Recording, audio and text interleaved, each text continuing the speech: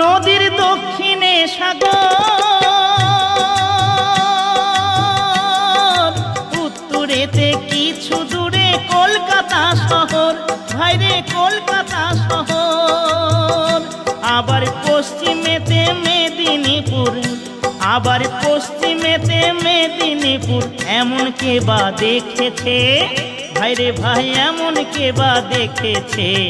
Diamond Harbour থানার নিচে যে নদী আছে, ডায়মন্ড হারবার থানার নিচে যে নদী আছে।